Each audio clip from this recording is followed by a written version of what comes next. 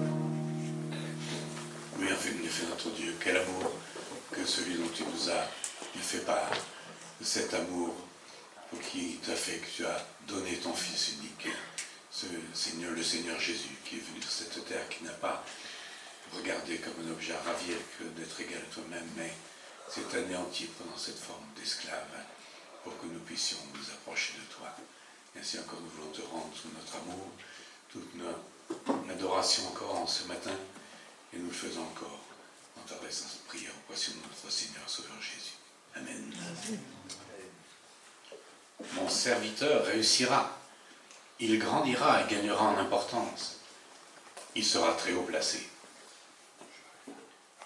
Tout comme beaucoup ont été horrifiés en le voyant, tant son visage était défiguré, tant son aspect était différent de celui des humains, il purifiera beaucoup de nations.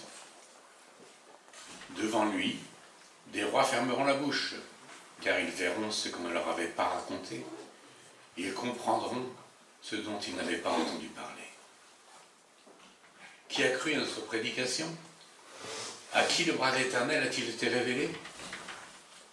Il a grandi devant lui comme une jeune plante, comme un rejeton qui sort d'une terre toute sèche. Il n'avait ni beauté, ni splendeur propre à attirer nos regards, et son aspect n'avait rien pour nous plaire. Méprisé et délaissé par les hommes, homme de douleur, habitué à la souffrance, il était pareil à celui face auquel on détourne la tête. Nous l'avons méprisé, nous n'avons fait aucun cas de lui. Pourtant, ce sont nos souffrances qu'il a portées. C'est de nos douleurs qu'il s'est chargé. Et nous l'avons considéré comme puni, frappé par Dieu et humilié. Mais, lui, il était blessé à cause de nos transgressions, brisé à cause de nos fautes. La punition qui nous donne la paix est tombée sur lui. Et c'est par ses meurtrissures, ses blessures, que nous sommes guéris. C'est donc ce merveilleux chapitre 53 d'Ésaïe, avec les derniers versets du chapitre 52, qui nous donne prophétiquement 400 ans à l'avance toute l'œuvre du Seigneur, qui n'a pas hésité à venir sur cette terre pour être méprisé, délaissé, celui dont qui nous n'avons eu aucune estime. Et pourtant, ce sont nos souffrances qu'il a portées, ce sont nos douleurs dont il s'est chargé. Grâce infinie, don merveilleux, qui descendit pour moi. Geste de toi, venu des cieux, tu m'as ouvert la voie.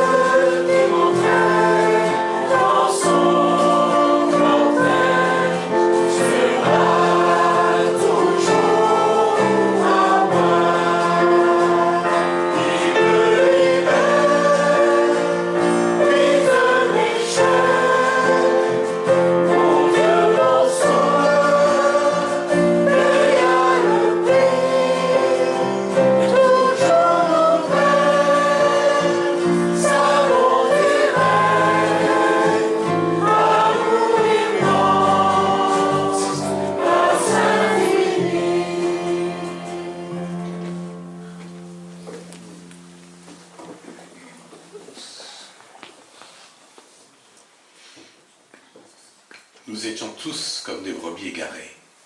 Chacun suivait sa propre voie. Et l'Éternel a fait retomber sur lui nos fautes à tous. Il a été maltraité. Il s'est humilié et n'a pas ouvert la bouche.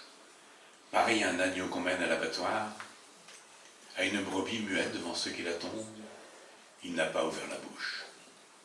Il a été enlevé sous la contrainte et sous le jugement. Et dans sa génération, qui s'est inquiété de son sort? Qui s'est soucié de ce qu'il était exclu de la terre des vivants, frappé à cause de la révolte de mon peuple?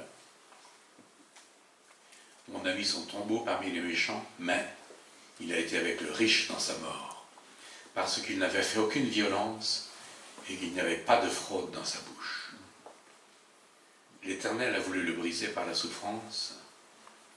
Si tu fais de sa vie un sacrifice de culpabilité, il verra une descendance et vivra longtemps, et la volonté de l'Éternel sera accomplie par son intermédiaire. Après tant de troubles, il verra la lumière et sera satisfait. Par sa connaissance, mon serviteur juste procurera la justice à beaucoup d'hommes. C'est lui qui portera leurs fautes. Voilà pourquoi je lui donnerai sa part au milieu de beaucoup, et il partagera le butin avec les puissants. Parce qu'il s'est dépouillé lui-même jusqu'à la mort, et qu'il a été compté parmi les criminels, parce qu'il a porté le péché de beaucoup d'hommes, et qu'il est intervenu en faveur des coupables. En effet, combien nous pouvons louer et célébrer notre Seigneur qui s'est humilié, qui a été jusqu'au bout pour que nous puissions nous approcher de lui, qui est intervenu en faveur des coupables, et ainsi nous voulons chanter tout son amour. Avec des cris de joie, ma bouche chantera, j'élèverai les mains et je le célébrerai.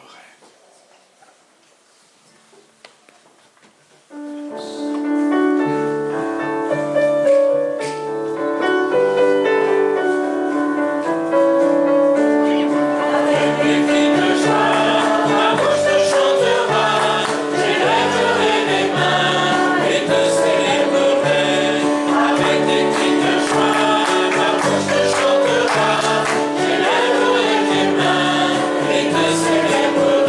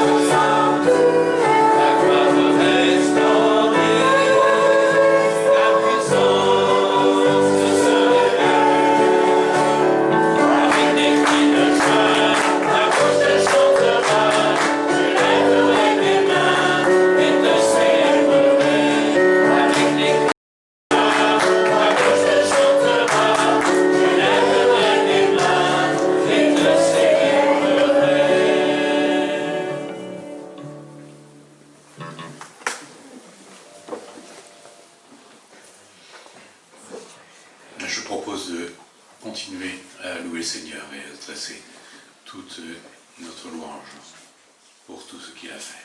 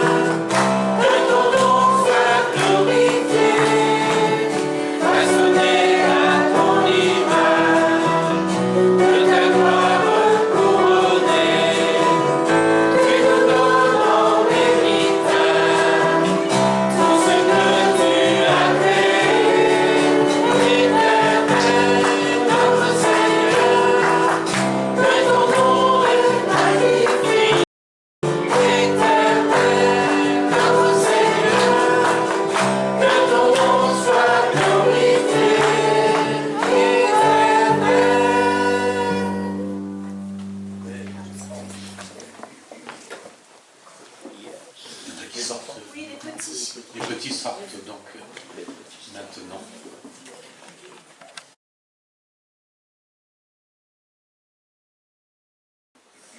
Je vous propose un texte en Lévitique pour introduire ce moment de scène. J'aurais dû vous le dire avant, hein, ça vous laisse le temps de chercher. Hein. Lévitique, Genèse, Exode, Lévitique, c'est le troisième. Hein. À partir de la couverture, de la première couverture, hein, c'est le troisième livre. Alors pour ceux qui ont cette Bible, on est page 142, 143. Hein. Normalement, un truc devrait s'afficher. C'est ça qui n'a pas marché. Lévitique. Ah pardon, chapitre, oui c'est intéressant, ouais. 23. Ouais, parce que c'est un peu long, hein, si vous devez chercher Lévitique, il est assez long. Et ce serait un peu fastidieux, hein, parce que c'est... alors, au verset 33. 23-33. Ah ben, c'est pareil, hein. Tu vois, l'Éternel s'adressa à Moïse en ces termes. Voilà. Donc c'est Lévitique nous dit les prescriptions hein, de la loi. Il dit, parle aux Israélites et dis-leur, le 15e jour de ce 7e mois aura lieu la fête des cabanes. On la célébrera durant 7 jours en l'honneur de l'Éternel. Le premier jour, il y aura une assemblée cultuelle. Vous n'accomplirez ce jour-là aucune des tâches de votre travail de la semaine. Pendant 7 jours, vous offrirez à l'Éternel des sacrifices consumés par le feu. Le 8e jour, vous aurez encore une assemblée cultuelle et vous m'offrirez des sacrifices consumés par le feu. C'est un jour de fête cultuelle. Vous n'accomplirez ce jour-là aucune des tâches de votre travail de la semaine. Je saute au verset 39 qui dit « Le 15e jour du 7e mois, quand vous aurez récolté tous les produits de vos terres, vous célébrerez une fête en l'honneur de l'Éternel pendant 7 jours. Le 1er et le 8e jour seront des jours de repos. » C'est le rappel de ce qu'on vient de lire. Le premier jour, vous prendrez un produit de vos arbres d'ornement, des branches de palmiers, des rameaux d'arbres touffus et de saules des rivières. Pendant 7 jours, vous vous réjouirez devant moi, l'Éternel votre Dieu. Vous célébrerez cette fête en l'honneur de l'Éternel 7 jours par an. C'est une ordonnance en vigueur, à perpétuité, pour toutes les générations. Vous la célébrerez le 7e mois, vous habiterez pendant 7 jours dans des cabanes. Tous ceux qui seront nés en Israël logeront dans des cabanes pour que vos descendants sachent que j'ai fait habiter les Israélites sous des tentes lorsque je les ai fait sortir d'Égypte. Je suis l'Éternel, votre Dieu. L'année en Israël était ponctuée de fêtes. La fête des cabanes, c'était la dernière. Alors ça donnait lieu à des réjouissances. Vous fêterez, ça commençait le premier jour par une fête cultuelle, ou autrement dit par un culte au temple, et ça finissait le 8e jour, de la même manière, par un culte au temple. C'était un jour sabbat, pas de travail. Entre-temps, les gens devaient construire des huttes avec des branchages. Il y en avait partout, à Jérusalem, sur les places, dans les cours, sur les toits des maisons, dans le parvis du temple, et même à l'extérieur des murailles, il y avait des cabanes partout. Et les gens cueillaient des branches et ils faisaient des processions. Il y avait une procession, ils tournaient autour de l'autel des holocaustes, et puis en se réjouissant, en proclamant le Seigneur. Alors c'est une fête qui était oubliée, tombée en désuétude, et puis elle a été remise au goût du jour avec assez de force, au temps d'Esdras Néhémie. Et puis c'est ajouté à cette fête quelques éléments, dont par exemple 2 grands candélabres qui étaient dressés dans le temple, sur lesquels on mettait 4 grosses lampes à huile et qui éclairaient tellement fort qu'on les voyait de toute la ville. Et puis était ajouté à la prière du matin et du soir, un lévite allait puiser à la source de Siloué avec une cruche ou un broc. On avait cette discussion avec Mathis, c'est une cruche, un broc, un pot de tao, un broc. Bon, enfin, il puisait de l'eau dans un broc en or, et puis il venait le mélanger aux libations qui étaient offertes avec le sacrifice matin et soir.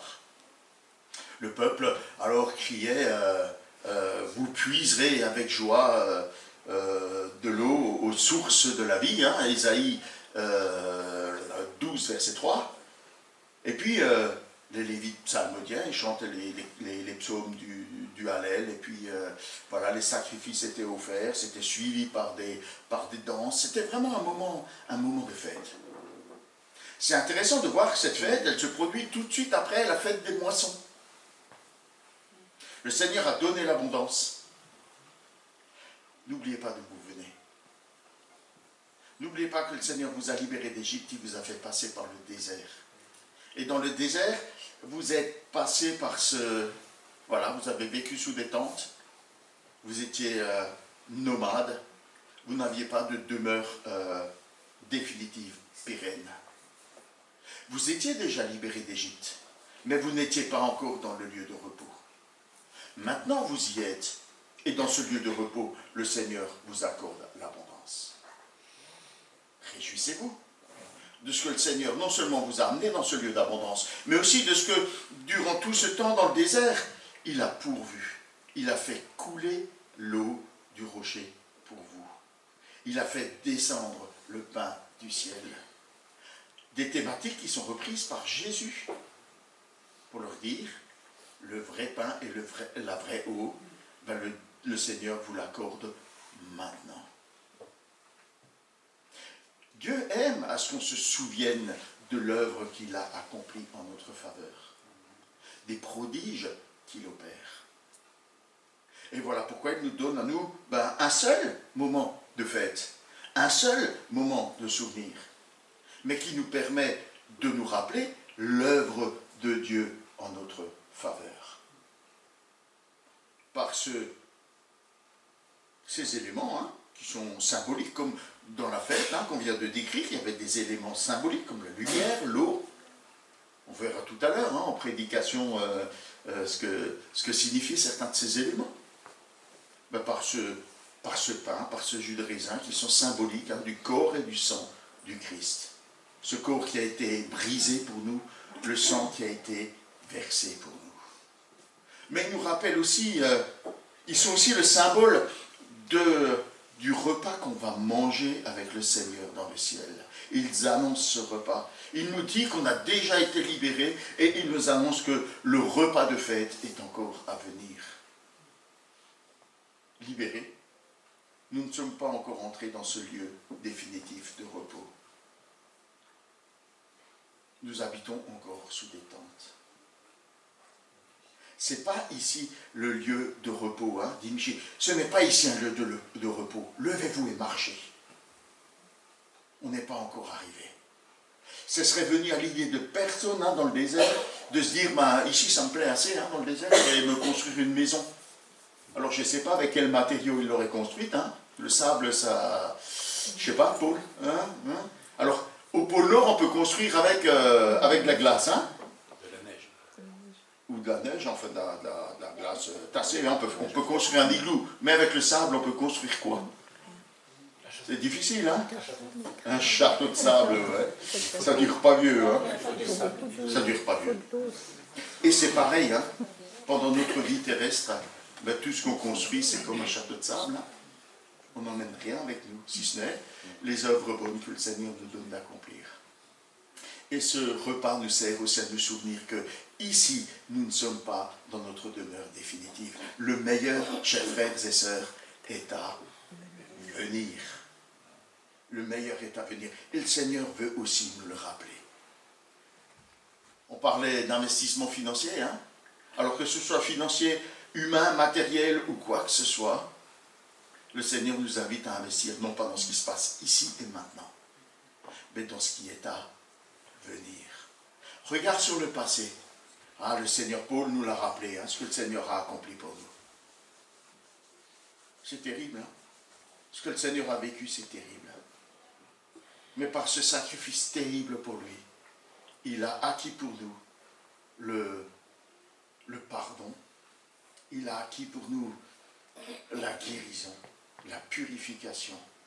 Il a acquis pour nous cette espérance aussi, hein, de ce qu'il y a devant nous. Il va venir nous prendre. Il nous prendra avec lui. Bienvenue, hein, frère. Voilà. Il vient nous prendre avec nous. Il y a plein de bonnes places, hein, qui sont encore disponibles. Il a acquis pour nous et il prépare pour nous ce festin à cette table à laquelle il nous recevra avec joie et à laquelle nous serons assis, entre guillemets, hein, pour l'éternité, avec lui. Alors je vous invite, si vous avez cette espérance, hein, à partager ce pain et cette coupe. De dire, oui Seigneur, tu m'as pardonné, tu m'as purifié, tu m'as libéré, tu m'as guéri. Et tu m'as préparé une place auprès de toi. Je serai assis avec toi à ta table au jour du festin de noces de l'agneau. C'est pas extraordinaire? Garde-moi de m'installer ici, hein, mais de garder les yeux fixés vers ce retour. Alors j'ai demandé à Franck s'il veut bien m'aider. Voilà. C'est difficile de choisir. Moi, je vous aimerais tous vous avoir avec moi. Hein. Peut-être que je devrais faire ça plus vous inviter, mais on va faire comme d'hab. Hein. On va faire comme d'hab. On va remercier le Seigneur, hein, pour le pain et la coupe. Et que vraiment, ces pensées, hein, nourrissent notre réflexion, notre méditation et notre prière. On va remercier pour le pain et pour la coupe. Et ensuite, on va faire circuler les éléments. On veut te remercier de tout notre cœur, Père. Merci d'avoir envoyé vers nous ton Fils Jésus. Jésus qui est venu nous révéler ton amour, ta miséricorde, ta grâce. Qui est venu nous apporter ton pardon et la réconciliation. Merci pour Jésus qui a accepté de subir cette mort ignominieuse sur la croix. Qui a accepté d'être brisé. Qui a accepté que son sang soit versé pour le pardon et la purification de nos péchés. Merci parce qu'il a ouvert pour nous une route nouvelle qui traverse ce voile, hein, qui nous interdisait l'accès au Père. Cette route nouvelle nous permet ce matin de nous présenter dans ta présence et de t'appeler Père. Merci parce que tu nous as libérés. Et merci pour l'espérance que tu nous as donnée de l'éternité dans ta présence, ce lieu de repos, ce lieu de joie, ce lieu de paix, ce lieu de justice. Merci de tout cœur pour ton salut.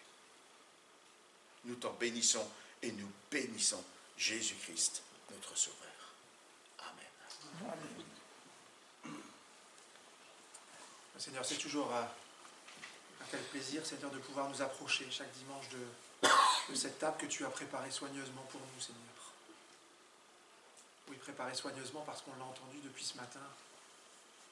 Tu as tout accompli, Seigneur, pour le rachat de nos péchés, pour nous donner une vie meilleure et surtout, Seigneur, pour nous donner accès à la vie éternelle.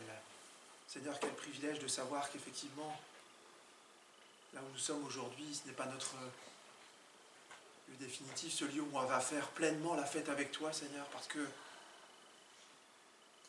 Seigneur, nos noms sont inscrits dans le livre de vie, Seigneur, et nous devons chacun et chacune, eh bien, aspirer, tout mettre en œuvre pour accéder à ce jour de gloire où tu viendras nous chercher.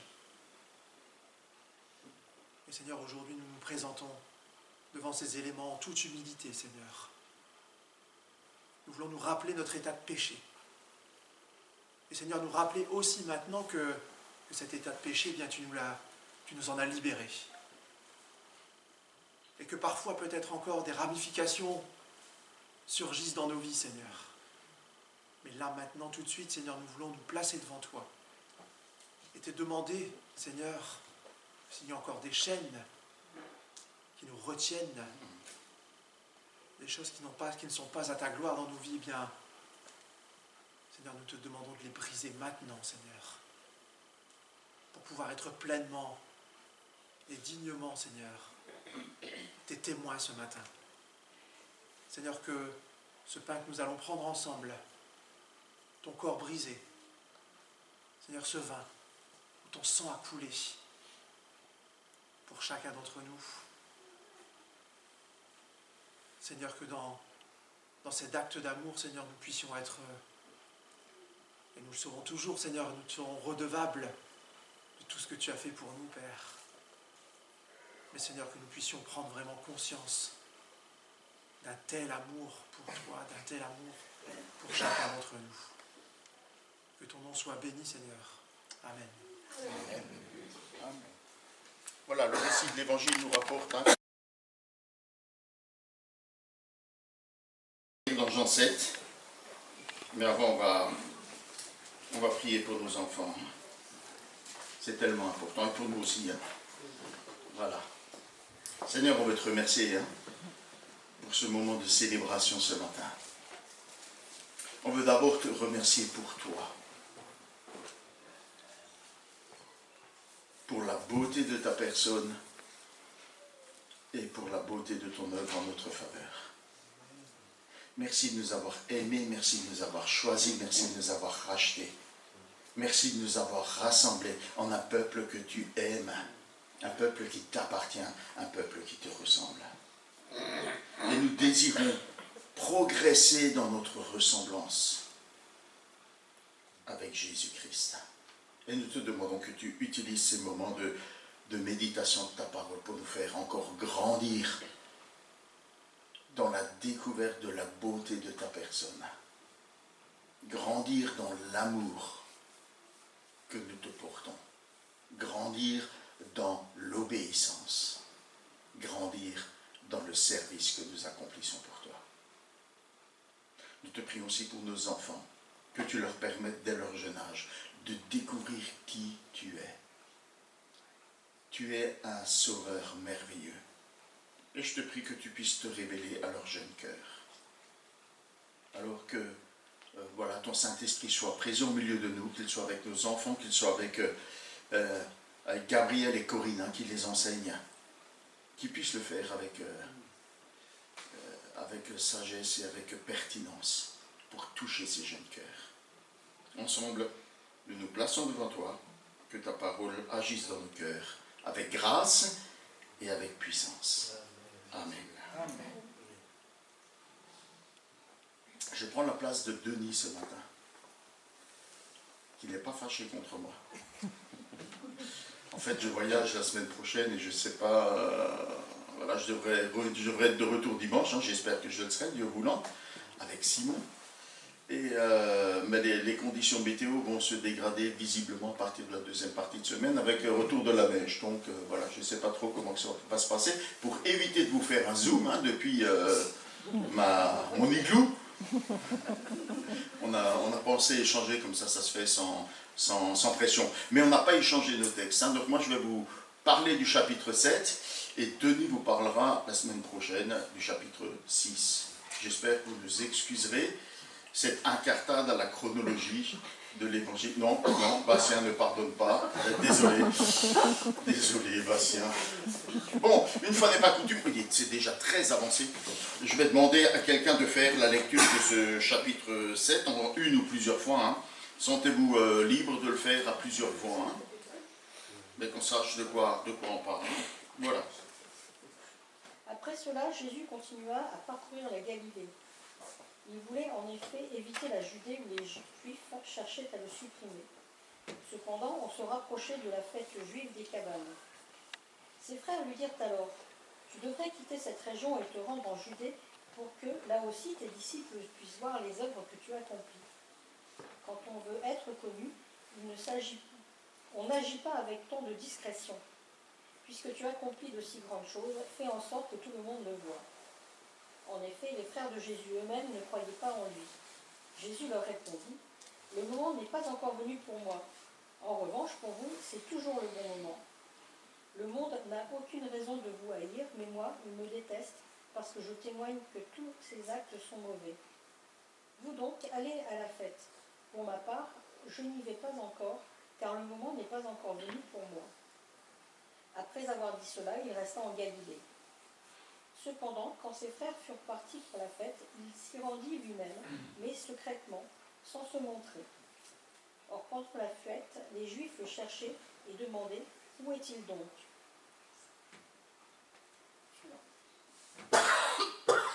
Dans la foule, les discussions allaient bon train à son sujet. Les uns disaient « C'est quelqu'un de bien ». « Pas du tout », répondaient les autres. « Il trompe tout le monde. » Mais comme ils avaient tous peur des Juifs, personne n'osait parler librement de lui.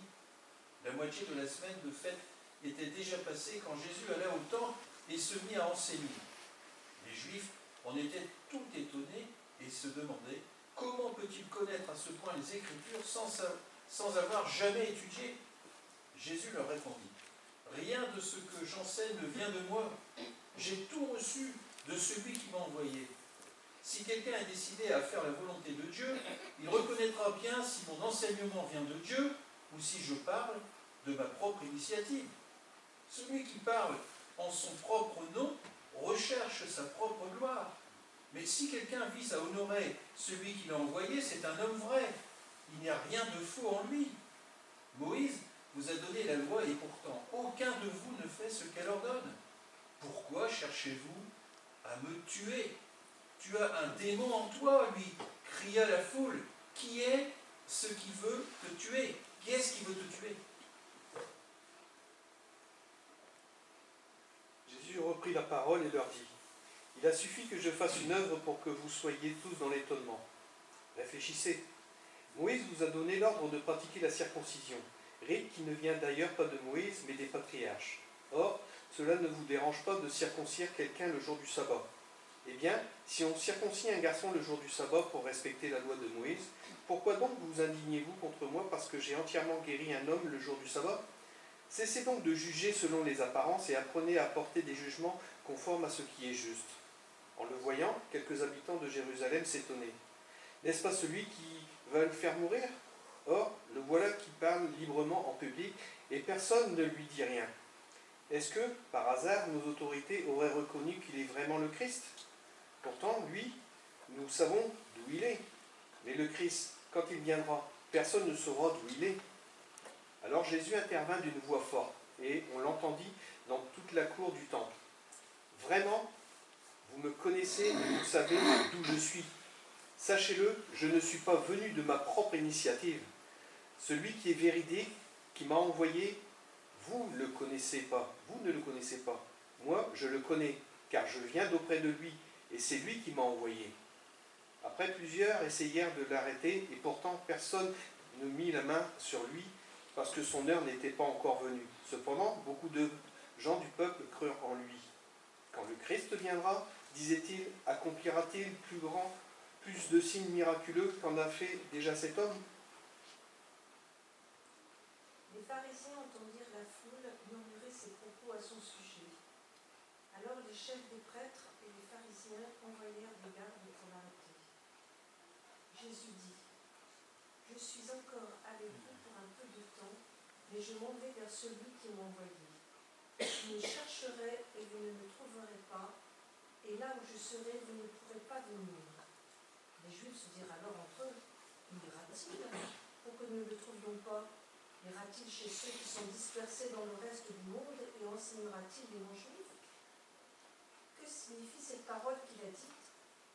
Vous me chercherez et vous ne me trouverez pas, et là où je serai, vous ne pouvez pas venir. » Le dernier jour, le grand jour de la fête, Jésus debout s'écria, « Si quelqu'un a soif, qu'il vienne à moi et qu'il boive. Celui qui croit en moi, les fleuves d'eau vive couleront de lui, comme l'a dit l'Écriture. » Il dit cela à propos de l'Esprit que devaient recevoir ceux qui croiraient en lui. En effet, l'Esprit Saint n'avait pas encore été donné parce que Jésus n'avait pas encore été élevé dans sa gloire. Les gens de la foule, ayant entendu ces paroles, disaient « Celui-ci est vraiment le prophète. » D'autres disaient « C'est le Christ. » Et d'autres disaient « Est-ce bien de la Galilée que doit venir le Christ? L'Écriture ne dit-elle pas que c'est de la postérité de David et du village de Bethléem où était David que le Christ doit venir? » Il y eut donc à cause de lui division parmi la foule. Quelques-uns d'entre eux voulaient le saisir, mais d'autres ne mit la main sur lui. Mais personne ne mit la main sur lui. Ainsi les huissiers retournèrent vers les principaux sacrificateurs et les pharisiens. Et ceux-ci leur dirent, « Pourquoi ne l'avez-vous pas amené ?» Les huissiers répondirent, « Jamais homme n'a parlé comme cet homme. » Les pharisiens leur répliquèrent, « Est-ce que vous aussi vous avez été séduits? Y a-t-il quelqu'un des chefs ou des pharisiens qui ait cru en lui? » Mais cette foule qui ne connaît pas la loi, ce sont des maudits. Nicodème, qui était venu de nuit vers Jésus et qui était l'un d'entre eux, leur dit, « Notre loi condamne-t-elle un homme avant qu'on l'entende et qu'on sache ce qu'il a fait ?» Ils lui répondirent, « Es-tu aussi galiléen? Examine et tu verras que de la Galilée, il ne sort point de prophète. » Et chacun rentre chez soi. Merci pour cette lecture. Donc voilà, le cadre de ce récit, c'est la fête des cabanes, dont nous avons parlé lors de la scène. Les gens venaient de tous les horizons, de tout Israël, mais aussi de la diaspora, sauf Jésus, qui s'est mis à l'abri en Galilée, parce que, comme le dit l'introduction de ce texte, les responsables du peuple, les responsables religieux voulaient le faire mourir. Je propose que la première partie de ce texte nous parle de scepticisme et de questionnement. À commencer par les frères de Jésus. Ils font partie des incrédules. Enfin, les demi-frères. Ils font partie des incrédules. Ils ne sont pas vraiment opposés à Jésus, mais ils ne comprennent pas les choses de la même manière que Jésus. Eux, ils sont du monde. Ils n'écoutent pas la parole de Dieu, ils ne la reconnaissent pas. Ils ne savent pas discerner en Jésus la parole incarnée. Ils n'ont pas discerné en lui le Messie. Ils ne savent rien du plan de Dieu. Alors c'est sûr que les conseils qu'ils donnent à Jésus ne sont pas les bons. Jésus leur dit, écoutez, vous pouvez aller à cette fête quand vous le voulez. Parce que pour vous, il n'y a aucun enjeu. Comme vous êtes du monde, il n'y a aucun enjeu à votre participation à cette fête. Votre décision n'a aucune importance. Mais mon itinéraire à moi est réglé par le Père. Et Jésus est résolu à faire ce que le Père lui donne à faire au moment fixé par le Père. Jésus ne se laisse imposer ni ses actions, ni son agenda par le monde. Jésus n'a pas l'intention de se révéler par des miracles spectaculaires qui plairaient au monde. Il va se révéler par son sacrifice à la croix. Non pas par des moments de, comment j'allais dire, où il serait honoré, voilà, faire des miracles, ça crée de l'étonnement et ça donne une bonne réputation. Mais Jésus veut se révéler par l'œuvre ignominieuse par laquelle il sera le sauveur du monde. Alors au moment voulu par le Père, Jésus se rend à Jérusalem, en secret, de manière discrète. A raison, parce que les responsables religieux, motivés par leur mépris et leur exaspération pour Jésus, le recherchent parmi la foule. Alors cette foule, elle est composée de Judéens, mais aussi de Galiléens et de Juifs venus de partout, à Jérusalem, à l'occasion de cette fête. Jésus semble alimenter toutes les conversations, et les réactions sont contrastées. Homme de bien pour les uns, charlatan pour les autres. Mais vous avez remarqué, toutes ces conversations se font en privé, sous le manteau, comme on dirait, à voix basse, à cause de l'hostilité des chefs religieux. Personne ne veut être repéré comme sympathisant par ces chefs religieux. Alors la question qui se pose parmi cette foule, c'est en réalité, mais qui est Jésus? Qui est-il? Jésus ne va pas rester longtemps dans l'ombre. On le retrouve à enseigner sur le parvis du temple. C'est à cet endroit que les rabbins enseignaient leurs disciples. Mais ce qui distingue Jésus de tous ces rabbins, c'est l'autorité avec laquelle il enseigne. Lui qui n'a pas étudié les Écritures. Il montre une grande aisance, une grande maîtrise de l'Écriture, alors qu'il n'a fréquenté aucune des grandes écoles rabbiniques et qu'il n'a suivi aucun des grands rabbis. Mais d'où lui vient une telle maîtrise de l'enseignement? Si on connaît le texte biblique, on sait que Pierre et Jean, qui vont comparaître devant le Sanhédrin, vont faire pareil, vont aussi avoir cette aisance avec l'Écriture qui est donnée par l'Esprit de Dieu. Mais Jésus-Christ, nous le savons, est Dieu. Son enseignement ne vient pas de conclusions rabbiniques. Il ne s'appuie pas sur la longue chaîne des traditions humaines comme le font les autres enseignants. Il ne fait pas non plus preuve d'une nouvelle créativité en matière d'interprétation de l'Écriture. Il précise « Je reçois tout et j'enseigne tout de celui qui m'a envoyé. Et celui qui m'a envoyé, c'est le Père céleste. » L'appréciation de la vérité des paroles de Jésus ne repose pas sur la qualité de l'enseignement reçu dans les grandes écoles, mais dans la volonté d'être à l'écoute de Dieu, ou en d'autres termes, dans l'engagement de la foi. Dieu n'est pas un objet d'étude extérieure que l'on pourrait examiner, disséquer, évaluer, juger. Ça pourrait être un piège de la théologie, Toutes les approches intellectuelles ne sauraient conduire à la connaissance de la vérité. Seuls celles et ceux qui veulent faire la volonté de Dieu découvrent de l'intérieur que l'enseignement de Jésus en est l'expression de la vérité, car il est lui-même parole de Dieu. Un des indices qui peuvent conduire à croire Jésus est qu'il ne parle pas en son propre nom. Il ne cherche pas sa propre gloire, ou comme on dirait ici, il ne prêche pas pour sa chapelle. Jésus ne cherche pas à attirer la sympathie ou l'adhésion à sa personne par tous les moyens. Il attire l'attention sur le Père et il attire l'attention sur sa parole. Jésus est fiable car ses motivations sont pures. Le psaume 40 nous dit « Je prends plaisir à faire ta volonté, mon Dieu, et ta loi est gravée tout au fond de mon cœur. » En ce qui concerne ses adversaires, par contre, les motivations sont beaucoup moins claires et beaucoup moins pures. Jésus montre en invoquant la loi donnée par Moïse Et il dit, vous n'obéissez pas à la loi de Moïse parce que vous ne voulez pas faire la volonté de Dieu. C'est pourquoi vous ne comprenez pas l'enseignement que je vous apporte de la part de Dieu. La preuve, à cause de cet enseignement, vous voulez me tuer. Vous voulez tuer un innocent en violation flagrante avec la loi de Moïse. Mais la foule ne comprend pas trop ce qui se passe et le prend pour un paranoïaque, pour un possédé. Alors Jésus leur rappelle l'antipathie suscitée par la guérison d'un infirme depuis 38 ans. Il a osé faire ça un jour de sabbat.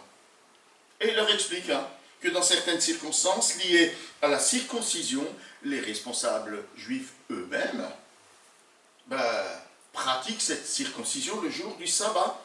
Et cela de manière régulière pour se conformer à la règle donnée par Moïse de la circoncision le 8e jour précisément pour que l'enfant soit intégré dans le peuple de Dieu. Ils reconnaissent implicitement que de cette manière, un ordre hiérarchique entre les prescriptions de la loi.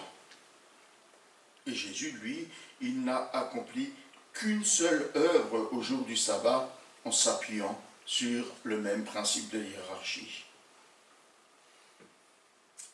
En montrant que l'acte de sanctification de la circoncision, parce que la circoncision est un symbole de la sanctification, le peuple de Dieu est un peuple saint, par la circoncision, l'enfant est sanctifié pour faire partie du peuple saint.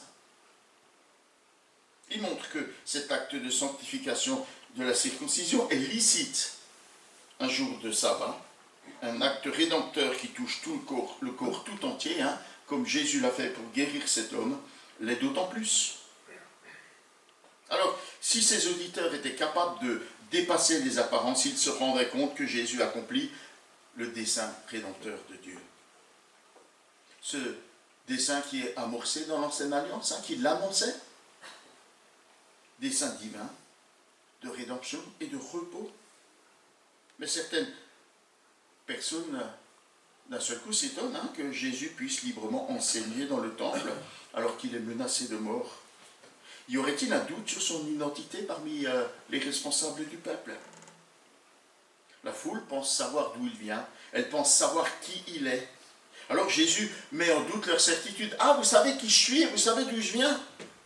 Mais comme ils ne connaissent pas Dieu, ils ne peuvent pas reconnaître en Jésus son Fils.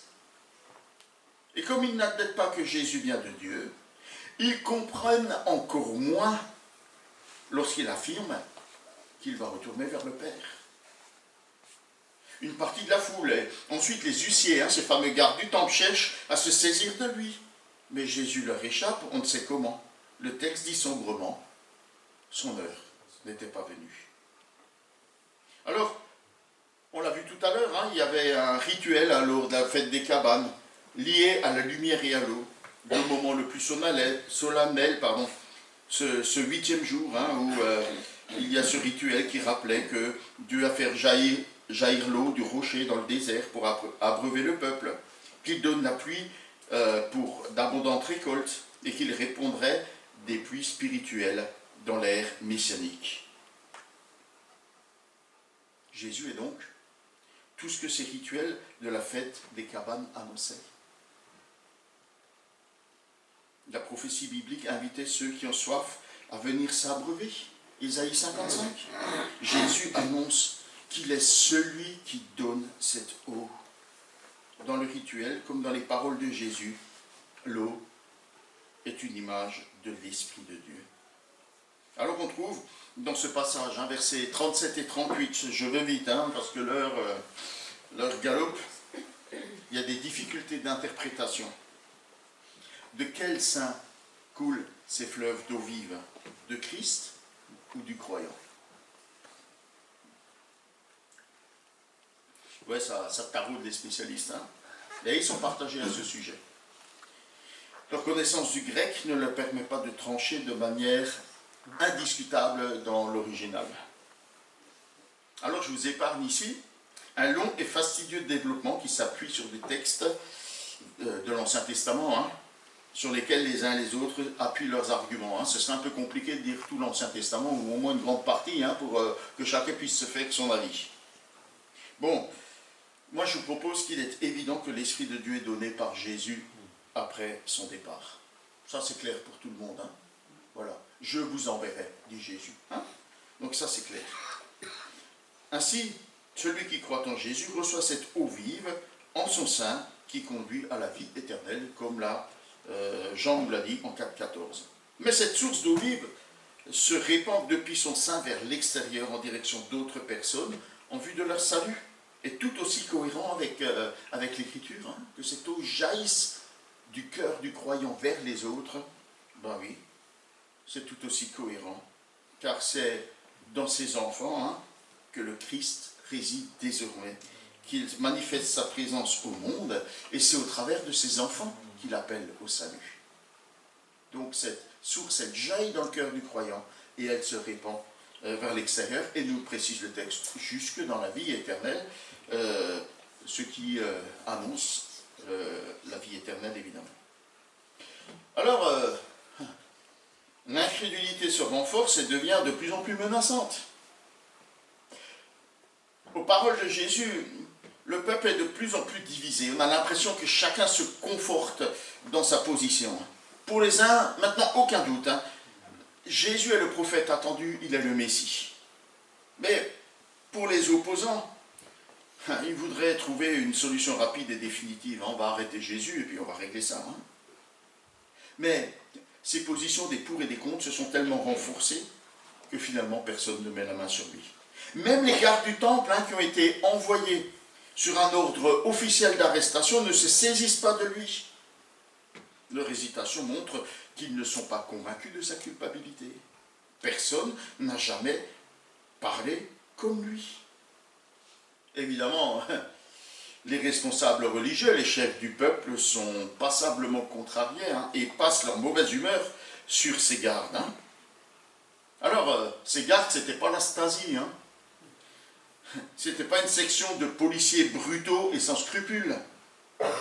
La garde du temple était formée de lévites qui avaient reçu une formation religieuse. Ils avaient la capacité de juger les choses, et leur discernement les avait amenés à ne pas considérer Jésus comme un imposteur. Mais pour les chefs, ils se sont laissés duper par Jésus, comme la masse du peuple, pour laquelle ils n'éprouvent que mépris. Vous avez remarqué le mépris que les chefs éprouvent pour la masse du peuple.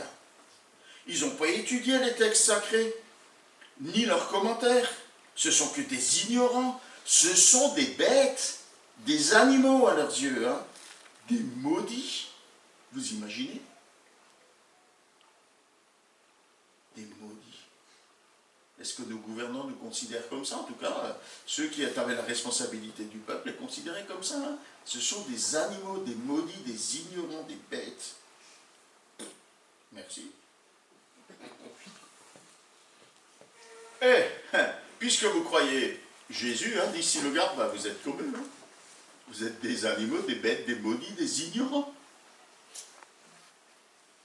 Mais à vrai dire, ce sont les responsables religieux qui ont été bernés par leur orgueil à propos de Jésus.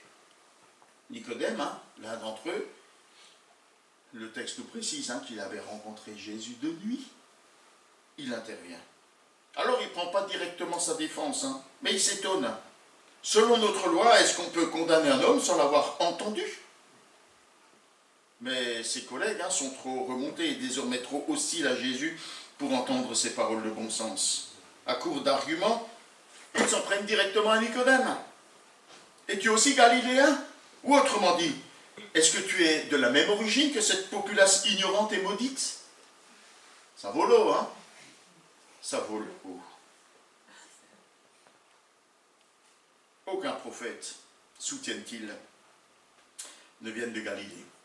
C'est l'ultime argument de leur mauvaise foi, qui s'appuie, pas sur l'écriture, comme ils l'affirment, mais sur les préjugés des Judéens à l'égard des Galiléens. Et croyez-moi, c'est un procédé qui est encore courant, parfois même dans notre monde évangélique, de citer l'écriture pour faire passer nos nos petites idées personnelles, parfois nos préjugés, nos mauvaises idées. Hein. On cite parfois l'Écriture à tort pour appuyer nos pensées, notre argumentation. Alors nous ici, on voudrait éviter cet écueil. C'est pourquoi on a choisi l'enseignement par la prédication textuelle suivie. Nous ne voulons enseigner ni nos propres pensées, ni nos propres avis. Nous ne désirons pas non plus enseigner les propos et les avis de tel ou tel commentateur ou enseignant. Nous voulons être fidèles à la parole de Dieu et nous souhaitons l'enseigner fidèlement. C'est pourquoi nous invoquons son secours, hein, pour que la parole que nous exposons soit faite de manière fidèle à la pensée de Dieu. Alors, à vrai dire, pour en revenir à ces pharisiens, Jonas et Nahum étaient des prophètes galiléens. Mais on peut se retrancher en se disant, mais peut-être font-ils référence au prophète, hein, celui dont parle Moïse. Ils démontrent alors là, leur ignorance de la véritable origine de Jésus. Jésus qui était appelé Galiléen, mais vous le savez bien, hein, on a fêté Noël il n'y a pas si longtemps, il est bel et bien né en Judée. Et pas seulement en Judée, mais à Bethléem, ville de naissance de la dynastie davidique. Alors là, on est en plein dedans, hein, c'est l'argument massif en faveur de Jésus. Il est réellement d'origine royale, comme le peuple pensait le savoir. Hein. Mais vous savez, l'ignorance et la mauvaise foi conjuguées à l'orgueil, je mets tout ça, je leur mets toutes ces étiquettes. Hein. Ignorance, mauvaise foi, orgueil rend les chefs religieux redoutables et déterminés. Contre Jésus, bien sûr. Conclusion. Jésus n'est pas un agitateur politique, comme l'auraient voulu ses frères. Il n'est pas non plus un de ces nouveaux rabbis, avec un enseignement original, mais un de ces rabbis inoffensifs qui passe et puis on l'oublie. Jésus est le Fils envoyé de Dieu. Il est revêtu de son autorité et de sa puissance. Il est Dieu incarné, venu révéler l'amour et la sainteté du Père, Père vers lequel il retournera. Il le prouve et il le démontre. Sa présence, ses œuvres, ses paroles provoquent une séparation radicale parmi les hommes, croyants, incrédules. La majorité sont les incrédules, et ils éprouvent de la haine pour lui. De la haine. Ils n'acceptent pas que sa sainteté les accuse. Orgueilleux, ignorants, obtus, ils se radicalisent dans leur opposition. Et cette haine va devenir si forte qu'elle va les conduire au meurtre. Même si ce meurtre est habillé d'oripeaux de pseudo-justice. C'est un meurtre. Le meurtre de Jésus. Jésus qu'ils vont crucifier à la croix. L'Évangile nous dit que celui qui ne croit pas est déjà jugé et qu'il passera l'éternité loin de Dieu dans ce que la parole de Dieu appelle la mort éternelle. D'autres reconnaissent en Jésus le Messie. Il est le sauveur du monde. Il est leur Seigneur. Ils placent leur confiance en lui et reçoivent de lui la vie. Cette source de vie jaillit en eux et autour d'eux pour l'éternité. Concernant Jésus, il n'y a pas de terrain neutre. Il n'y a pas de ni pour ni contre. La question qui se pose, dans quel camp es-tu? Incrédule ou croyant? Je vous invite à un temps de méditation avant que nous passions aux annonces.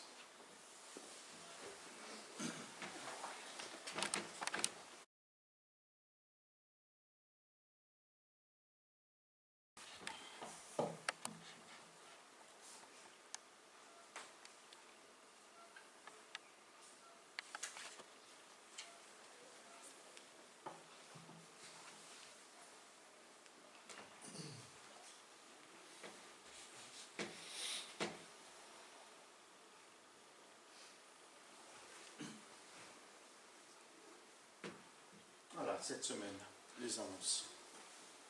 Vas-y, envoie, Baptiste. On va voir notre dernière étude biblique sur l'épître de Jacques ce mercredi. Ici en présentiel ou via Google Meet. Et je vous annonce, on a décidé ensemble de poursuivre sur l'évangile de Jean pour être raccord avec notre série de prédications. Et donc les petits livrets sont arrivés, ceux qui s'y intéressent. Voilà, ils sont à disposition pour la somme de 12 €. Il y a 26 études, donc on ne fera peut-être pas tout d'un coup, mais en tout cas, on va embrayer sur Jean pour rester dans la thématique. Voilà, venez me voir. Voilà, je vous le remets contre 12 €. Dimanche prochain, culte à 10 h, c'est donc Denis qui prêchera. Tu veux bien me remplacer, Denis? C'est gentil. D'accord. Et Poema a eu son anniversaire. Voilà. Est-ce qu'il y a des choses à venir? Non. Que nenni. Alors, on a quand même quelqu'un a quelque chose de particulier à partager avant qu'on parle de... Oui, vas-y. Vous voulez dire que je passe le permis mardi? Wow. Vous pouvez prier pour moi. Restez chez vous. Ne sortez pas mardi. C'est ça que tu voulais dire ou... Non, on va prier pour toi, que tu réussisses ton père. N'aie pas peur, n'aie pas peur. Ouais, c'est une belle étape de la vie. Voilà, comme ça reste imprimé pour tout le monde. Et mardi, on pensera à toi. Voilà. Que l'inspecteur soit... Ouais, c'est ça. Qu'il fasse preuve de mansuétude. Alors, Hervé m'a fait un petit mot ce matin en me disant que voilà, il était souffrant la semaine dernière, il n'a pas pu nous rejoindre et ce dimanche, un frère de son épouse a été admis à Lille en soins intensifs urgence. Donc évidemment, il se rend là-bas avec son épouse aujourd'hui. J'ai dit qu'on allait prier pour son frère et que voilà, le Seigneur prenne soin d'eux. Et pour les mots d'encouragement, continuez à lui envoyer des petits mots de soutien et d'encouragement. Je lui ai dit qu'on serait derrière elle, qu'on serait prêt à la visiter, à lui proposer une église à Lille, puisqu'elle est là pour un mois. Voilà, on ne sait pas combien de temps, Jean, c'est le Seigneur qui a ça entre ses mains. Avant qu'on prenne un moment pour prier, je vais demander à Denis peut-être, si tu veux prier pour Jean, Sylvie, pour le beau-frère d'Hervé. Je voulais vous dire aussi que jeudi soir se réunissent les anciens, je sais qu'ici, par Zoom, par Litchi, je sais pas quoi. En tout cas, on se réunit. Voilà. Donc si vous avez quelque chose à dire ou à faire parvenir aux anciens, n'hésitez pas à vous adresser à l'un des anciens, qu'on voit ça ensemble jeudi soir. Denis, si tu veux bien prier au nom de nous tous, et puis ensuite, Paul, je te laisse clôturer.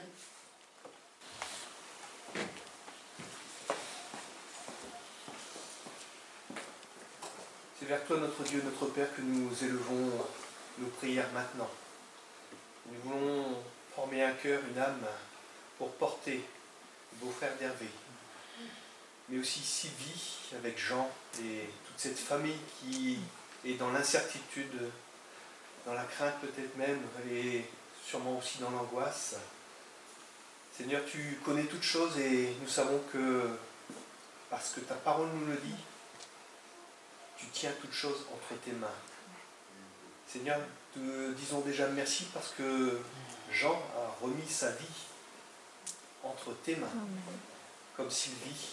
Et Seigneur, tu as fait une œuvre de grâce, mais nous croyons aussi que tu peux faire une œuvre de rémission de sa santé, et que ce soit aussi un témoignage pour les enfants, pour tous ceux qui sont autour et qui verront ta puissance et ta gloire. Seigneur, nous te demandons simplement de te manifester, Seigneur, tel que tu as su le faire, et tel que tu l'as fait, Seigneur, depuis des siècles, là où tu l'as décidé, là où tu sais que ta gloire sera manifestée. Alors merci, Père, dans le nom de Jésus, parce que c'est dans le nom de Jésus que nous te prions et que nous t'apportons ces bien-aimés. Fais grâce et merci d'avance. Amen. Amen.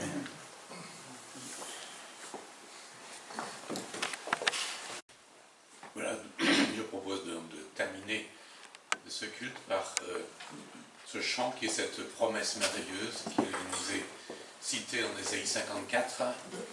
Quand les montagnes s'éloigneraient, Dieu fera tout ce qu'il promet.